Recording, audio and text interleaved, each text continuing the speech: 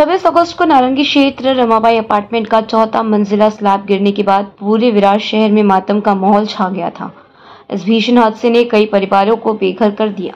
घटना के बाद से ही राज्य सरकार, महानगर पालिका और जिला प्रशासन लगातार पीड़ितों की मदद में जुटा हुआ है। हादसे के बाद लगातार मंत्री, महानगर पालिका आयुक्त, जिला अधिकारी, कलेक्टर और तमाम जनप्रतिनिधियों ने घटनास्थल व पीड़ितों से मुलाकात कर आगे की कार्यवाही को लेकर निर्णय लिया। प्रशासन की ओर से प्रभावित नागरिकों को Maharashtra housing end area development authority में अस्थायी रूप से रहने की सुविधा उपलब्ध कराई गई है। इसके लिए पीड़ित परिवारों को 1 महीने का बॉन्ड बनाकर चाबी सौंपी गई है।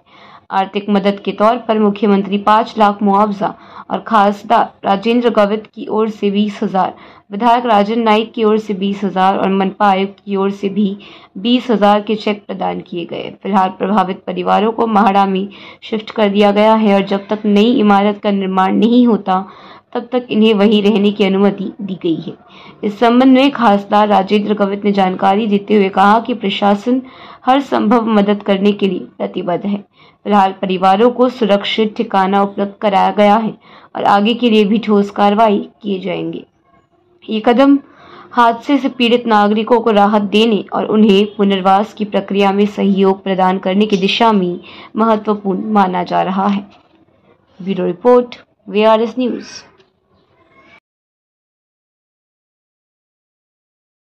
या ठिकाणी आलेले आहेत, काय सांगाल? हे बघा, या ठिकाणी मतदारसंघ कुठलाही असला परंतु मी सुद्धा माजी खासदार म्हणून या भागाचे मी नेतृत्व केलेलं आहे आणि या ठिकाणी राज्याचे मुख्यमंत्री आदरणीय देवेंद्र फडणवीस साहेब, उपमुख्यमंत्री एकनाथ शिंदे साहेब, दुसरे उपमुख्यमंत्री अजितदादा, पालकमंत्री गणेश नाईक साहेब आणि सहसंपर्क मंत्री प्रताप सर नाईक आणि या भागाचे आमदार राजन नाईक आणि आम्ही या ठिकाणी, मी स्वतः या ठिकाणी प्रत्यक्ष पाहणी केल्यानंतर खऱ्या अर्थाने घटना घडून गेलेली आहे। हा जो काय प्रसंग झालेला आहे हा अत्यंत दुःखद अशा प्रकारचा या जिल्ह्यातला पहिला प्रसंग आहे आणि म्हणून खऱ्या अर्थाने इथल्या लोकांना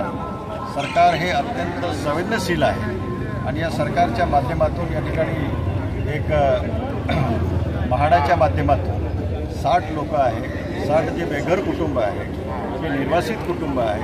त्यांना या ठिकाणी प्रत्यक्ष चावी देऊन संपर्क या ठिकाणी परिवहन मंत्री प्रताप सर नाईकांनी या ठिकाणी इमिजिएटली म्हाडाचे मंत्री म्हणून एकनाथ शिंदे साहेबांशी आणि CEO म्हाडाचे CEO जयस्वालांशी संपर्क साधून लागलीच यांना 60 लोकांना चाव्या म्हाडाच्या घरांच्या चावी उपलब्ध करून दिल्या आणि राजन नाईक इथले आमदार आणि मी स्वतः पालघरचे आमदार राजेंद्र गावित आणि यांनी मिळून आम्ही या 60 लोकांना 20,000 रुपये याप्रमाणे त्यांना एक आर्थिक मदत, महानगरपालिकेचे आयुक्त सूर्यवंशी साहेब आणि उपायुक्त गोंडसाविल साहेब या सगळ्यांनी मिळून खऱ्या अर्थाने या लोकांना त्यांचे सांत्वन करणं, त्यांना मदत करणं हे सगळ्यांचं आद्य कर्तव्य आहे। घटना घडून गेलेली आहे, जे मृत्यू पावलेले आहे ते कोणी काय पुन्हा येणार नाहीत आणि भविष्यकाळामध्ये या ठिकाणी वसई विरार महानगरपालिका क्षेत्रामध्ये जवळजवळ 70% आसपास अनधिकृत बांधकाम आहे आणि अशा प्रकारे बेकायदेशीर बांधकामामुळे आणि त्याच्या जे काही जे बिल्डर आहे, भूमाफिया आहे, ज्यांनी ज्या पद्धतीने या ठिकाणी बांधकाम केलेलं आहे, तुम्ही पैसे जमरू कमवा परंतु जे लोक या ठिकाणी आयुष्यातली पुंजी एकदा खर्च करून या ठिकाणी घरं बांधतायत त्यांची सुरक्षिततासुद्धा खूप महत्त्वाची आहे आणि त्या दृष्टीकडे भविष्यकाळात असं काही प्रकार होणार नाही या बाबतीमध्ये शासन स्तरावरती या ठिकाणी मुख्यमंत्री, दोन्ही उपमुख्यमंत्री, पालकमंत्री आणि संपर्क मंत्री या ठिकाणी निश्चितच त्या बाबतीमध्ये या ठिकाणी निर्णय घेतील। पालघरचे जिल्हाधिकारी डॉक्टर इंदुमती जाखड यांनीसुद्धा या बाबतीमध्ये विशेष परिश्रम या ठिकाणी घेतले।